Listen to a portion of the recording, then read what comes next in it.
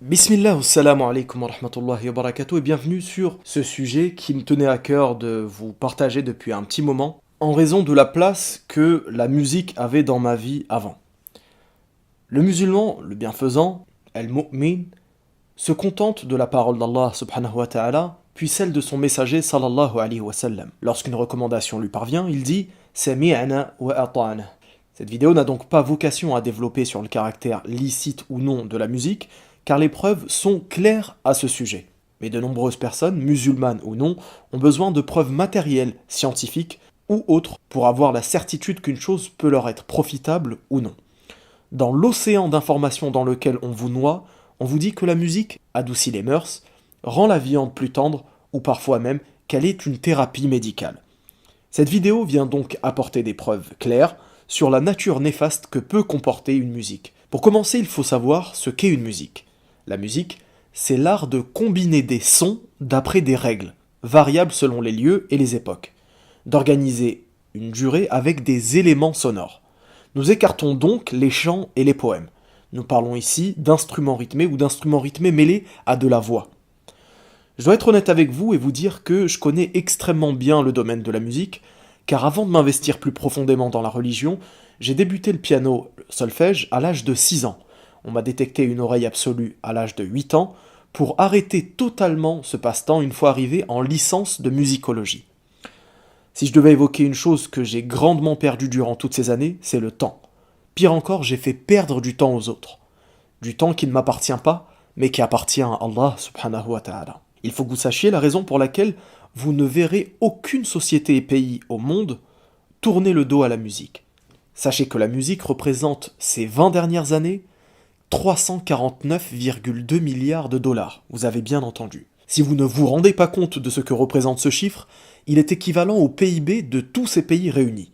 Guinée-Bissau, Liechtenstein, Maldives, Monaco, Bahamas, Monténégro, Islande, Malte, Bénin, l'Arménie, Chypre, Albanie, Estonie, Honduras, Luxembourg. Et oui, je répète, tous ces pays réunis. Les pays les plus consommateurs sont les États-Unis, le Japon, l'Allemagne, le Royaume-Uni, la France, la Corée du Sud, le Canada, l'Australie, le Brésil et la Chine. Et ça ne vous étonnera pas si je vous dis que 7 de ces pays sont ceux où les iPhones se sont le mieux vendus. Et oui, tout est fait pour vous faciliter l'accès à la musique. De tout temps, d'ailleurs, la musique a servi au pays comme outil de propagande. Que ce soit pour vendre une boisson ou pour fédérer un pays, la musique est l'outil qui réunit le plus rapidement et reste ancré dans la tête le plus longtemps possible. En parlant de musique qui reste dans la tête, sachez que de nombreuses personnes souffrent de pathologies dont personne ne parle. Vous est-il déjà arrivé d'avoir une musique en tête qui reste et perdure, toute la journée ou bien même sur une semaine entière? Sachez que de nombreuses personnes ne trouvent pas le sommeil, pire, ne parviennent plus à mémoriser ou à réviser à cause d'une mélodie ou une phrase qui reste ancrée dans leur cerveau. Cette pathologie est classée dans les troubles obsessionnels compulsifs, uniquement atténués par des antidépresseurs et des anxiolytiques comme le Paxil ou le Dexorate. Vous seriez étonné de savoir le nombre de personnes que ceci concerne. La musique est bel et bien une éponge à émotions. Elle peut rendre un auditeur dans un état d'euphorie poussée, comme elle peut rendre un auditeur dans un état suicidaire. Robert Zator est un chercheur en psychologie musicale. Ses découvertes sont très peu connues car elles viennent accabler l'industrie de la musique. En faisant écouter de la musique à des individus, puis analyser leurs réactions grâce à des tomographies et de la résonance magnétique, il a mis en évidence 2 phénomènes. Le premier, à l'écoute de ces musiques, le cerveau produit de la dopamine de la même façon qu'un orgasme, que de la drogue ou que du jeu de hasard.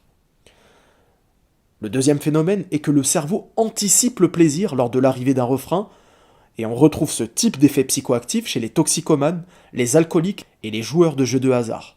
On appelle ça un rush. Et forcément, tout cela nous amène à des personnes qui ne gèrent plus leurs émotions et peuvent aller jusqu'à se suicider. Il y a même des musiques particulièrement classées qui amènent énormément des gens au suicide. Les radios comme la BBC, dans les années 40, allaient jusqu'à les supprimer de la diffusion de leurs programmes en raison de la nocivité pour les populations. De nombreux styles musicaux ont exactement le même phénomène, comme les émos ou autres encore. Votre cerveau devient totalement esclave au moment de l'écoute et longtemps après. Une musique peut facilement vous amener à la luxure, à la tromperie, à l'adultère, au crime ou à la perte de raison. Pas uniquement parce que vous le souhaitez, mais parce que votre cerveau a été excité. Et que dit Allah subhanahu wa ta'ala dans la sourate Al-Isra verset 64, en parlant du shaitan Allah? Excite par ta voix ceux d'entre eux que tu pourras. Combien sont morts au volant d'une voiture en raison d'une musique qui a dicté le rythme de conduite au conducteur? Sachez que notre battement cardiaque s'adapte au rythme d'une chanson. Lorsque le BPM, le battement par minute, est bas, notre cœur ralentit. Et lorsque le BPM est accéléré, notre cœur accélère. Il est largement préférable que je m'arrête à cela. Je ne préfère même pas vous évoquer l'hypersensibilité que l'écoute de la musique peut créer, l'égarement dans le discours des rappeurs et dans les autres styles musicaux, dont la musique n'est qu'une fiction mais dont les auditeurs imitent ce qu'ils entendent, l'image de la femme que la musique a toujours renvoyée comme étant un objet sexuel présente pour assouvir l'homme, etc., etc., etc. Barakallahu fikum. Wassalamu alaikum wa rahmatullah.